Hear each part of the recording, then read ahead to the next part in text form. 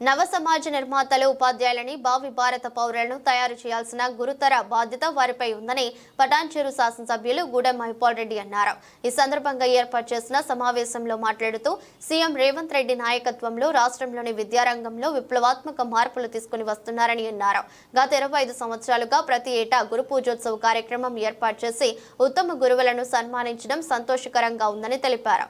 విద్యార్థులకు చదువుతో పాటు నైతిక విలువలు బోధించాలని, క్రీడలపై ఆసక్తి పెంపొందించేలా కార్యక్రమాలు నిర్వహించాలని విజ్ఞప్తి చేశారు. పటాన్చెరు నియోజకవర్గంలోని ప్రతి పాఠశాలను కార్పొరేట్ పాఠశాలలకు దీటుగా తీర్చిదిద్దడం జరిగిందని తెలిపారు.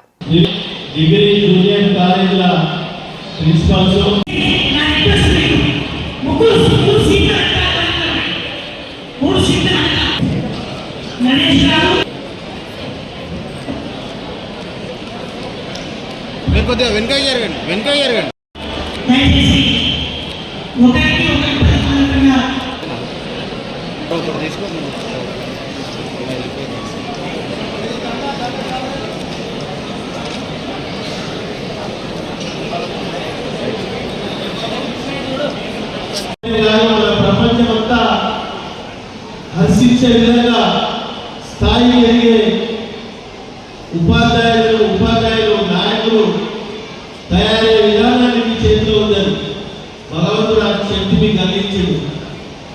ఇది ఆశామాషి ఉద్యోగం కాదు.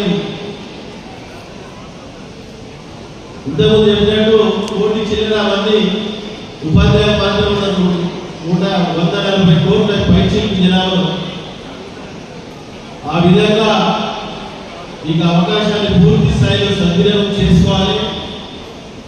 నేను మన పటాన్చెరు నియోజకవర్గం ఒక మినీ ఇండియా 28 రాష్ట్రాల జనం మన దగ్గర ఉన్నారు.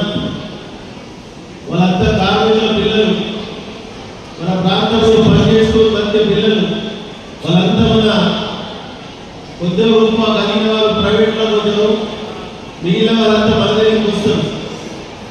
తెలంగాణ రాష్ట్రం ఏర్పడిన తర్వాత విద్య మీద, వైద్య మీద ఇప్పుడున్న ప్రభుత్వం మీద ఈ రెండింటి మీద ఫోకస్ చేసి ముందుకు తీసుకుపోవాలని ఆలోచనకు అడుగులేస్తామని దానికి మీ ప్రోత్సాహమే అవసరం అని మీ అందరికీ తెలియజేస్తా ఉన్నాను.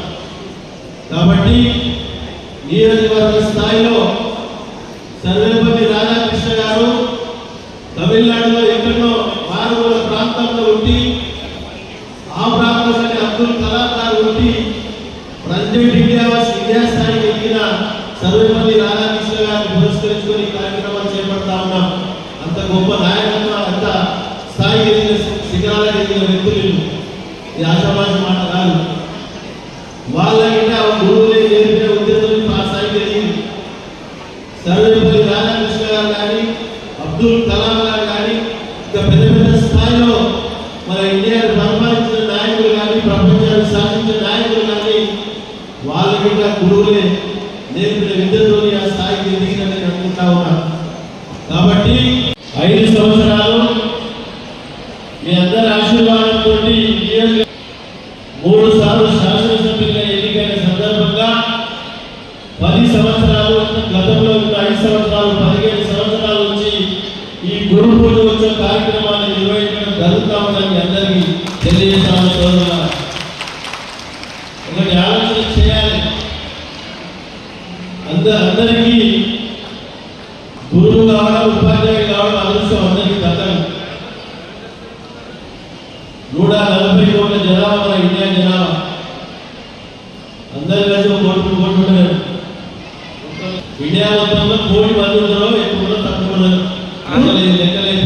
లెక్కలేయాలి. 1,32 లక్షల ఉపాధ్యాయులు, 140 కోట్ల. ఇది ఆశామాషి మాట కాదు. గురువును పూజించడం, గుడిలో ఉన్న దేవుణ్ణి ప్రతిష్ఠ చేసిన దేవుణ్ణి పూజించడం నేను సమానంగా అనుకుంటా ఉన్నా. అంత గొప్ప అవకాశం మీకు కలిగింది. ఒక రౌతులు తెచ్చి, ఒక విగ్రహాన్ని తెచ్చి గుడిలో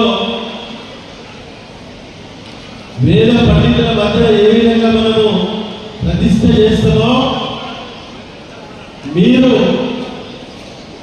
మీ కడుపులో ఉన్న బిడ్డని ఏ విధంగా మీ పాఠశాలలో దేవుని గుడి బడి సమానమే.